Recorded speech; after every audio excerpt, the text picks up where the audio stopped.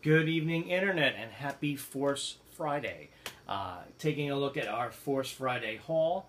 Got some of the 3 3/4 inch figures here from The Force Awakens. And that was really my main kind of prize that I was going out for. I was trying to get some of those 3 3/4 inch figures. We got a 6-inch Black Series of Rey, and got a Funko Pop of BB-8. So, funny story was I originally thought that the midnight opening was going to be today, the Friday, September 4th at midnight, but Michelle, being much smarter than I am, was saying no, it means midnight on Friday, which technically would have been, I had to get out on Thursday night and go to one of the midnight openings. So once I realized that, it was almost 11 o'clock anyway, I rushed out to our local Toys R Us. Got there about 11:25. There was only about 20 people there, so it wasn't too bad. Jumped online, and then by the time I actually got in the door, there was about 50 people in total. And even with just 50 people, it was kind of a madhouse.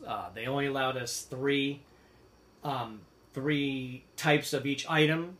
So I thought that meant you could, if someone wanted to hoard and go on eBay, you could only get 3 of each character. But no, they meant 3 of the 3 3 3/4 figures, or 3 of the Black Series. So I had to pick my 3.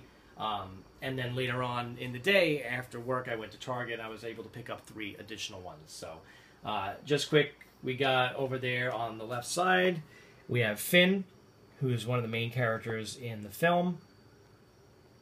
And then next to him, we have Poe Dameron, who's supposedly the hotshot pilot in the new movie, and a big plot point in the movie, apparently.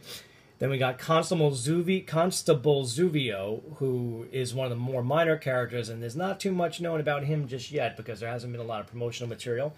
I had to grab a First Order Stormtrooper because, you know, I think that the upgrade from the previous Stormtrooper model is pretty sleek. Then we got, I picked this up today at Target in the afternoon. I got Rey in her Starkiller base outfit, and we're still not 100% sure what that means either.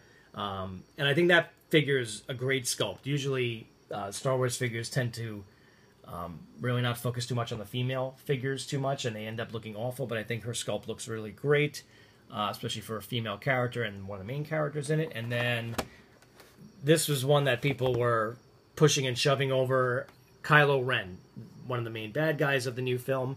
And I was, like I said, 20 people in from the line and about 20 people in from the aisle where people were grabbing these figures.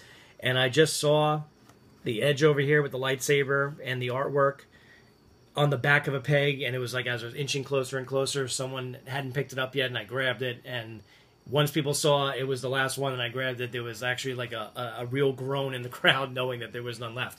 But Captain Phasma seemed to be the prize people were going for. She was gone before I even got to see even what she looked like. I think these figures are great. I'm not going to be opening these because mainly because I like the artwork and packaging. Usually that's my determining factor if I'm going to open a figure or not. Like, for example, the Black Series 3 3/4 inches, there's really not much to them. So if I like the figure, I would just open them to, you know, articulate it or whatever. I know a lot of people complain that these figures only have the 5 points of articulation, but I think the sculpts on them are great, and since, you know, I'm not going to be opening them because I like the packaging, it really doesn't make a difference. But I love the artwork. I love that they did like an airbrush type of art for the character, and, you know, for the kids that are actually going out there and buying them, they have weapons that combine with other characters to make like weapons that you could play with.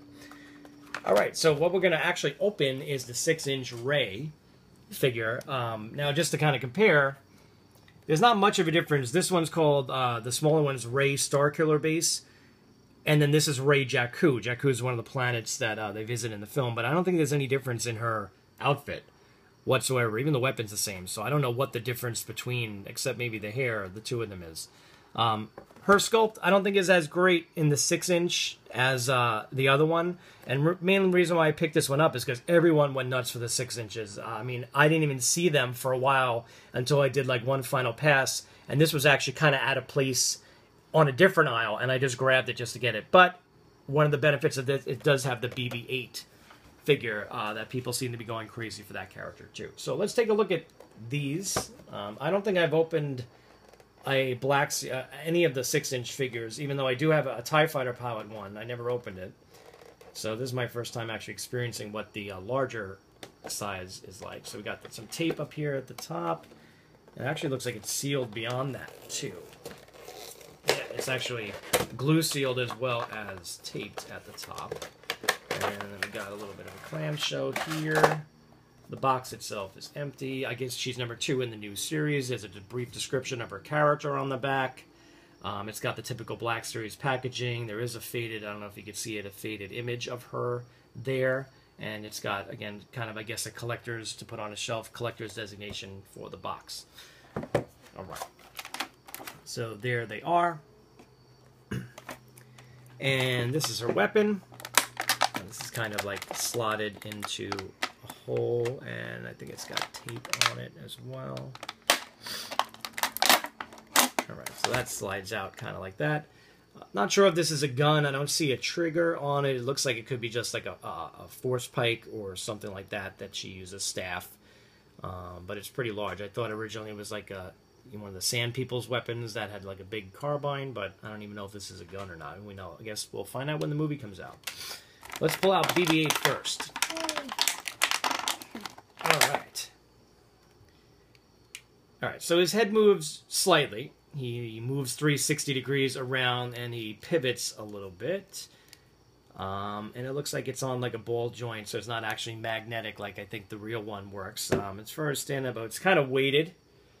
It's kind of got a weight, so it does stand upright, which is kind of cool. So it feels like it's got a... It's kind of like...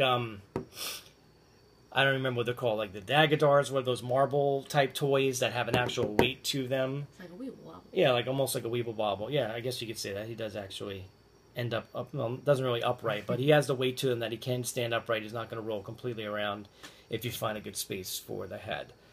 So that's a nice inclusion. I guess they're really close in the movie, these two characters.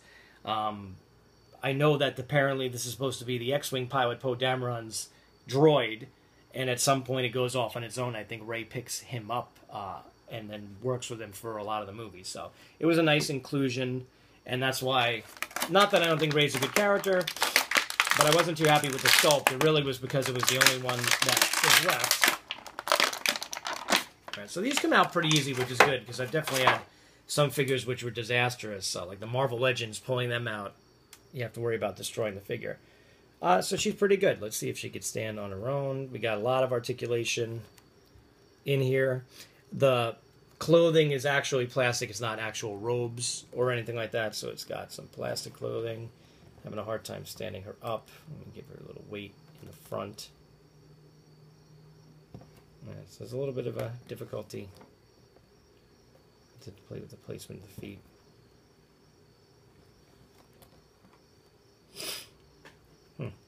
Don't seem to be having much success. Can you pivot her waist? Yeah, the waist pivots a bit. I don't want to give her a weird pose or anything like that. Yeah, it's going to take a little bit of messing around with it, but she's got all main points of articulation. The wrist actually can pivot up and down slightly, pivot down more than up. You got the joint at the elbow, you got the ball pivot for the arm, and it can swing out. To some extent, this robe over here, the drape, kind of limits how far in her arm can go. Probably on the other side, have a little bit more luck.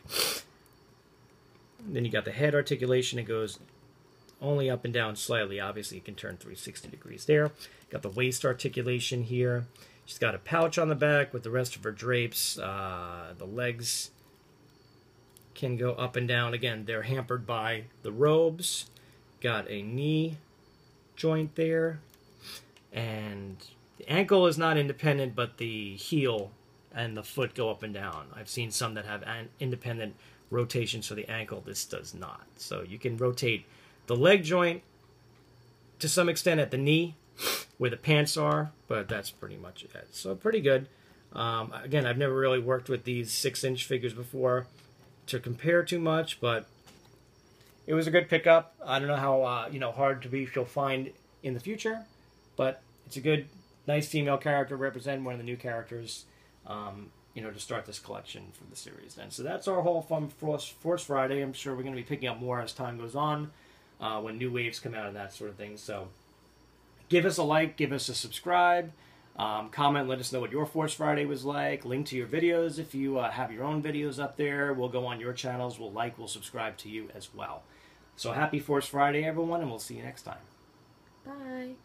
Bye.